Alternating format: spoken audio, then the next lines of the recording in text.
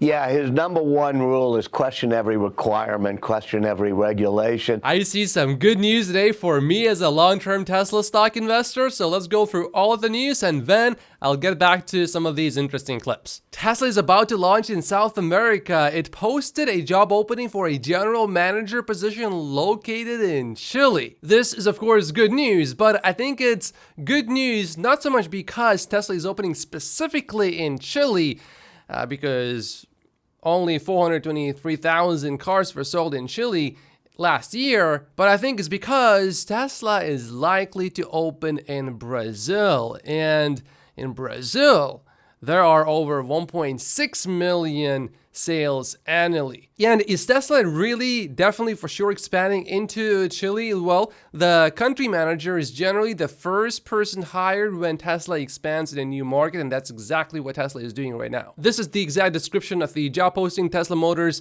seeks a country general manager, Chile, to help launch the market. The job is of course going to be based in the capital of the country, and interestingly, Electric says that this auto market consists of only about 234,000 vehicles, but that's year to date. So Sawyer was actually right there.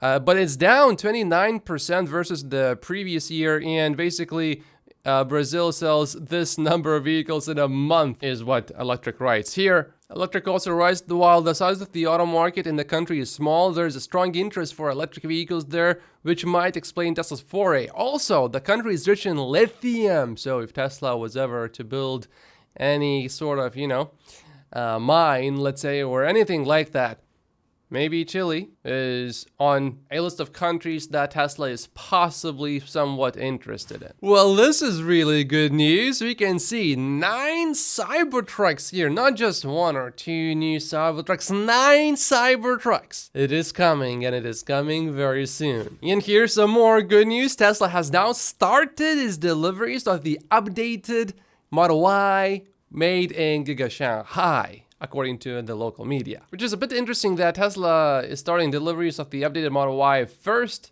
in China and not, and we don't see any Model 3 deliveries yet locally within China. Tesla China published the specs of the updated Model Y versions, and what's interesting is that the configuration sheet shows that there's an optional radar. I will definitely want to keep my eye on that. While this is an interesting development, it is not a surprising development at all, because Elon Musk has talked about an HD radar, and we had reports earlier about that of quite a while ago actually, and maybe now we will see something come out of this actually. Tesla chances that Pure Vision will soon be introduced in Tesla vehicles in China for the Model 3 and Y. This is, I think, also related to the introduction of FSD, at least somewhat.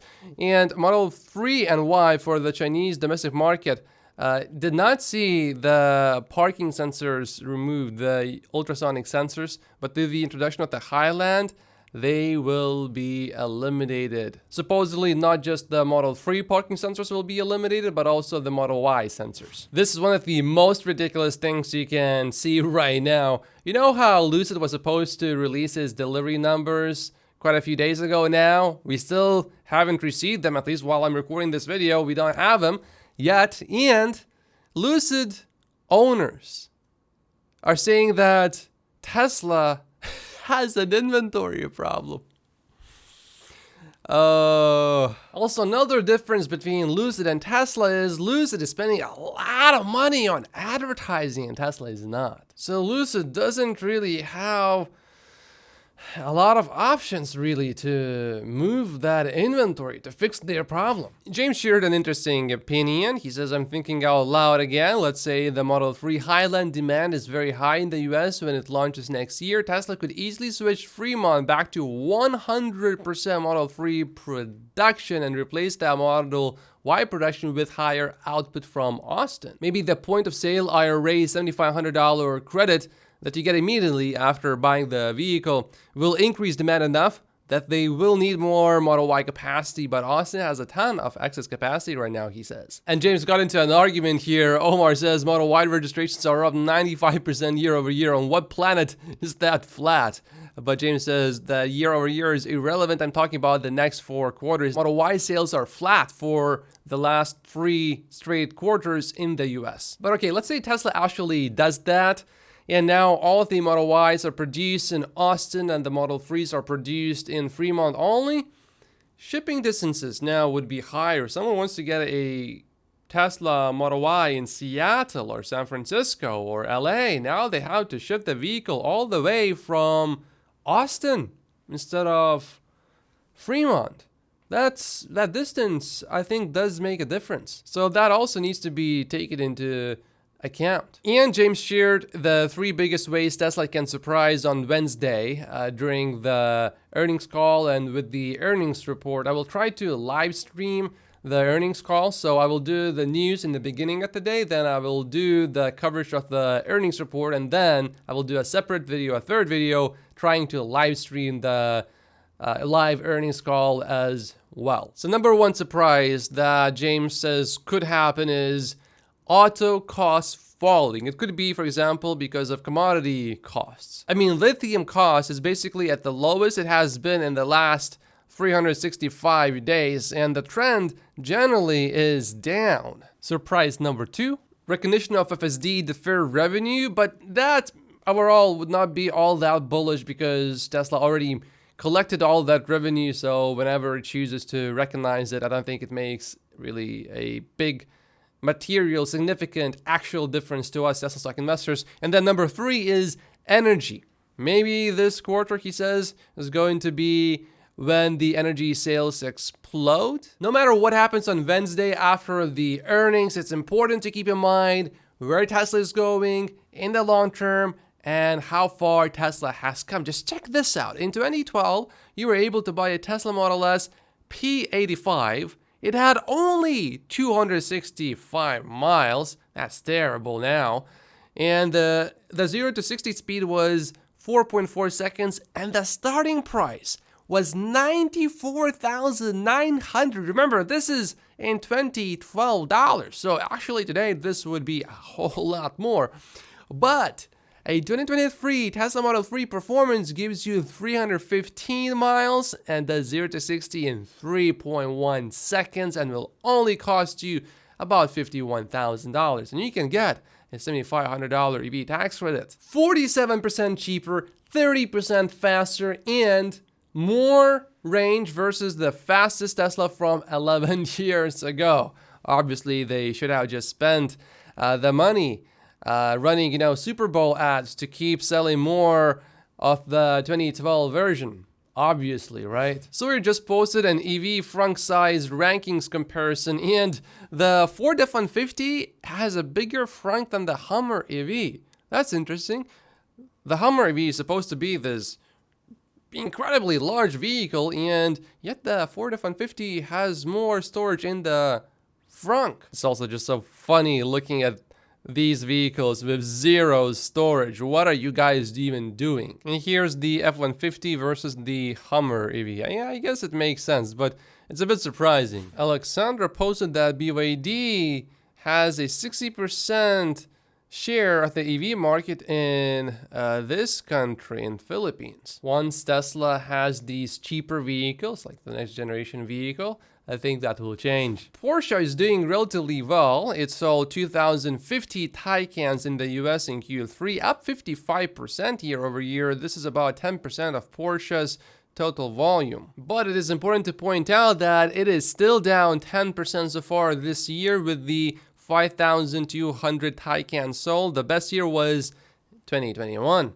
When it sold 9,500 almost. I really like how this car looks though. I think it looks better than the Model S. If it was just a choice of design for me, I would pick a Taycan. But it's like that, hot girlfriend that is just gonna give you headaches, and this is gonna be annoying dealing with this whole situation. It looks pretty, but Yeah, China inaugurated a 56-kilometer expressway for level 4 autonomous driving. It has 270 sets of sensing devices, which will help vehicles navigate through this road. So basically, level 4, yeah, you don't need to do anything. The car just drives itself, supposedly. I'll try to dig more into the story tomorrow. Model Y estimated delivery time in Europe has been shortened. All Model Y trims can be shipped within 2 to 3 weeks, so possibly there could be another price cut. So he just got off a call with the head of investor relations at Lucid, and he declined to comment on when the Q3 delivery number will come out.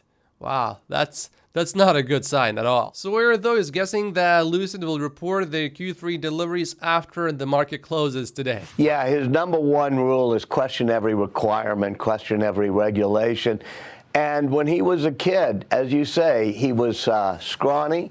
He was really socially awkward. He didn't have friends, beaten up, and many things happened. First of all, his father didn't support him. His father told him he was a loser. And this almost caused an epic superhero complex that he does after reading the comic books, saying, okay, I'm going to prove I can save the world. But the main thing is he comes out of it with big missions to make us multiplanetary, to make us have sustainable energy, to make sure that our artificial intelligence and robots don't turn on us.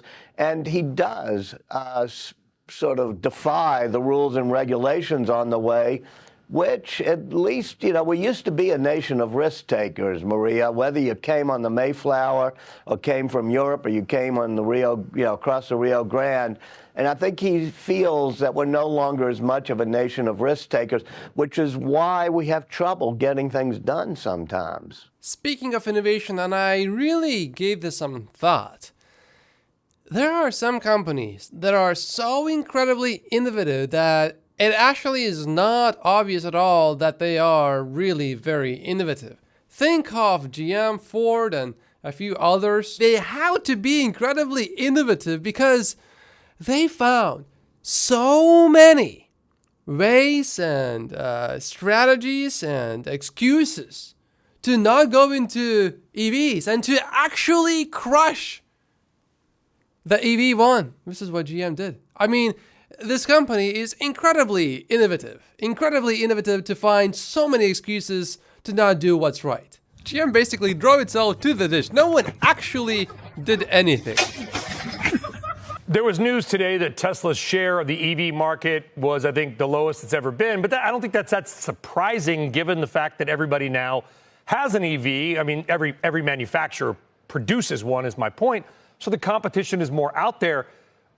Are you looking more at market share? Are you looking at margins? Some investors have been frustrated with these Tesla price cuts.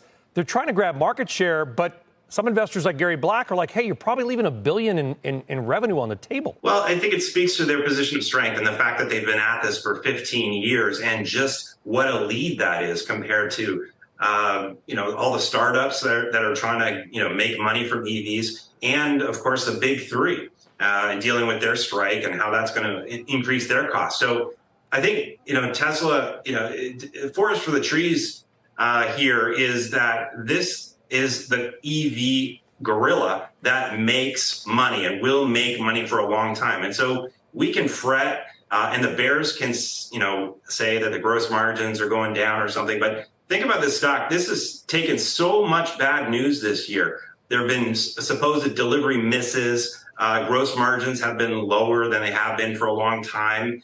And the bad economy hanging over everybody and the rising rates. And yet this stock is up 107% for the year. It is truly astonishing to look at this year-to-date chart and then see that we are so close to the year-to-date high. And yet I hear some people saying that, oh, Tesla stock is not moving at all. It just keeps going down. It's up 135% year to date. What do you people want? Oh, but I'm more of a long-term Tesla stock investor. Okay, well, let's look at the 1 year chart. 16% higher than a year before. Oh, but from the all-time high of $407, it is still down 37.5%. Tesla stock sucks. These people, I call them, well, they do like to trade Tesla stock a lot, and they trade it. So they try to make money short term usually. But they keep trading over and over and over again, nonstop. So I'm going to call them long-term traders, because that's what they do long term. They trade, they keep trading, and they fail to realize that Tesla stock is up so much during this short period of time that, yeah, I would expect a pullback. That's reasonable. It makes sense. Which is why I made this video more than a year ago when Tesla stock was at $300 split adjusted, that most likely actually it will drop further. And indeed, a buying opportunity presented itself, and I took advantage of that. And yes, I am enjoying this 37.5% discount. I don't think it's going to last forever, just like this discount of 70% almost did not last long at all. That went away so fast, although in the moment it felt like it was such a long moment because it lasted, well, not exactly at that price point, but for a month. That was a crazy buying opportunity. In fact, the opportunity was so crazy that back then, around December and at the end of November, I was getting comments and feedback like, oh, Matt, every video you say it's a buying opportunity, and yet the stock is going down. That makes no sense. Well, to these people, I'd like to thank sincerely from the bottom of my heart for keeping Tesla stock cheap, because these people were not buying Tesla stock. And before I got wealthy, this is what I would think. I would learn something new and I would think, oh, if I could do it all over again, I would do it so much better. I think it's really dangerous to think like that, because you are implying that the opportunity is no longer here and you are missing out. Instead, what we should all do if you ever encounter such a situation is you should go and do it better now. And if you're going to tell me that Tesla stock is too expensive right now and it's too late, I'll tell you, thank you for the buying opportunity. Thank you so much for keeping it cheap for all of us. Because that kind of thinking, oh, I missed out.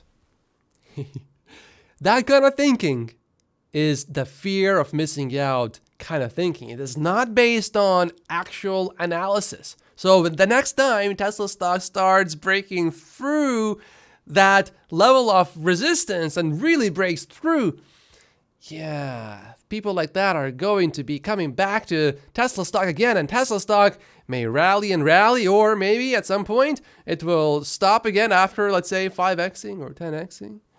And that's when a lot of these people will buy in, and then Tesla stock will drop a lot again. There were some people, by the way, that literally bought Tesla stock here, and then 6 years later, they sold it at a 50% loss because, you know, Tesla stock is never going to go up ever again, only to go up more than 10 times in a short period of time. Right now, we are going through another consolidation process like this, where nothing is really seemingly happening. I mean, there was quite a bit of movement, for example, down, but then the stock moved up a lot. But you look at the last 12 months and we are basically almost exactly where we were. That's where a lot of weak investors, not real investors, traders, that's where a lot of these people lose interest. And if they are investors, they are amateurs. And I think a lot of the bad news about price cuts is behind them. So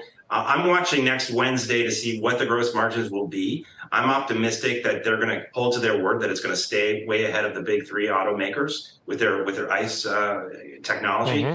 And that's going to be something that the market embraces. Rivian has been kind of forgotten about, but take a step back. They're actually doing second best, I would say, after Tesla in the EV space. And a lot of people got upset with them because they did $1 billion convertible debt offering a week ago. The stock went from 23 to 19. But again, looking at the big picture, they're going to do 52,000 deliveries this year. So basically, they are Tesla back in 2015. And yet the funny thing about it is that at $18 billion market cap, they traded about half of the market cap that Tesla did back then. And that's before, we dealt with the whole pandemic and Tesla really took off and went on steroids. So I don't think Rivian is aggressively priced here. It's always good to raise cash. There are more and more of these SUVs on the roads and the trucks. But Eric, and I'm very, I'll just say this, I'm very familiar with the R1S. I'll just leave it at that. They're losing money on every car. I mean, $30,000. That's a lot of money. How much? But they are moving in the right direction, Brian, I would argue. I'd say they're losing less money than they used to. Fair. And they're on the trajectory where they're going to start making money on every car starting next year. And that's what they've guided to. And I think what Wall Street and what the Tesla story shows is that investors, when they see that inflection happen, that's a great time to own the stock. Rivian is like Tesla back in 2015? All right. So you're telling me that the CEO started a rocket company? This is his Wikipedia page. This is his personal life. All right. So he founded Rivian basically in 2009. That's it? That's the whole thing? He went to university and then he started Rivian. No rocket company? Possibly also maybe what he means is that the time period after 2015 for Tesla for a few years was not exactly great. Tesla stock was lower 4 years after that. If that happens to Rivian, I won't be all too surprised. I wish RJ, the CEO of Rivian, I wish him the best of luck. He will certainly need it, especially with the Cybertruck coming out. Is there enough room for another company like Rivian to be successful in the EV space? Yeah, of course there is. And I generally hope it succeeds. It's just gonna be hard. Rising rates may not matter to Apple, but my guess is they probably matter to two stocks you like, a Tesla and a Rivian, because unless you're paying cash, you're borrowing money. It matters, but it doesn't matter as much as it did back in 2021 and 2022 when we were first getting off the drug of free money. So, rates are up about, the 10-year yield is up about 34% over the last 6 months. The NASDAQ's up 10% over that time period. So I think a lot of the pain of adjusting to higher rates happened in 2021 and 2022. And even in the last 3 months when rates have been really sharply accelerating, the NASDAQ has been, roughly flat or down a bit. So it matters, but I think a lot of tech has taken its medicine in terms of the correction in the prices. So I think investors are looking ahead. Yeah, I think overall what he's saying makes sense. If before you were able to get a loan at 3% and then it went to 6%, that's a doubling. But if it goes from 6 to 7% or 6 to 8%, that's nowhere near a doubling. When people are looking at the vehicles to purchase, I think they're just mostly looking at the sticker price or the monthly payment. And let's even assume that they know that over a long period of time, going electric actually makes sense, but they are tight, they have bills to pay, and the expenses are higher now. Everything is up. And they look at the car, and they look at this Toyota RAV4, let's say it's under $30,000. And then perhaps they look at the Model Y, and it is $44,000 still.